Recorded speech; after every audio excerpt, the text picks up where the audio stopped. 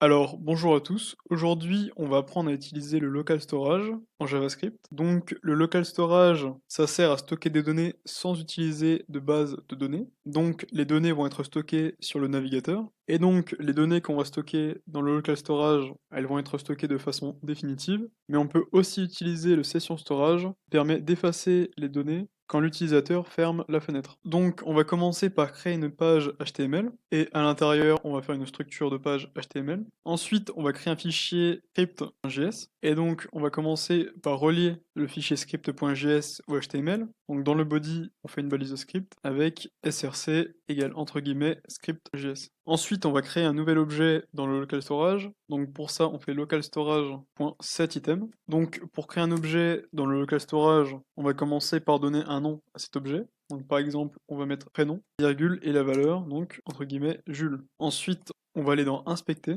puis dans application et dans storage, puis local storage. Donc rien ne s'affiche parce que le src a été mal placé. Donc on va le replacer dans la balise. Et donc on a bien le prénom qui a pour valeur Jules. Ensuite, pour enlever un objet du local storage, on va faire local storage.remove item entre parenthèses et le nom de l'objet. Donc là, on va mettre nom, et si on rafraîchit la page, on a le prénom qui est retiré. Maintenant, on va remettre le setItem, et donc on a de nouveau notre valeur dans le local storage, et donc là, on va voir comment supprimer tout le local storage. Donc pour ça, on fait local storage.clear, entre parenthèses, et on a tout le local storage qui est vidé. Donc le principal inconvénient du local storage, c'est qu'il nous oblige à stocker du texte, mais si on veut stocker par exemple un nombre, quand on va récupérer la valeur, on va devoir utiliser la fonction number. Donc par exemple, si on fait local storage dans cet item, et qu'on fait un item avec pour nom âge, et pour valeur 80. Pour récupérer cet item, on va faire console.log number entre parenthèses local storage.getItem entre parenthèses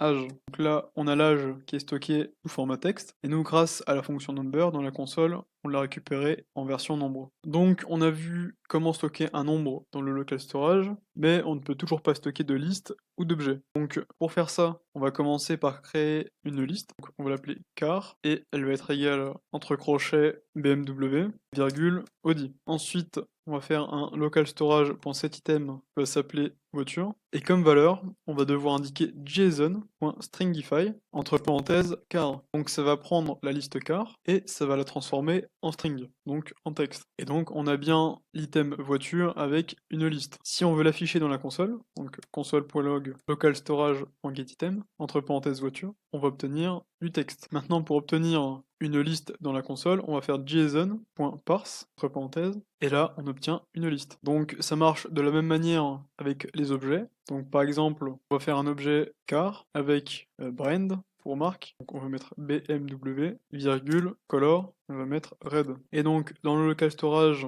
on a une donnée stockée sous forme de texte, et dans la console, avec notre json.parse, on obtient l'item sous forme d'objet. Et donc c'est tout pour cette vidéo sur le local storage.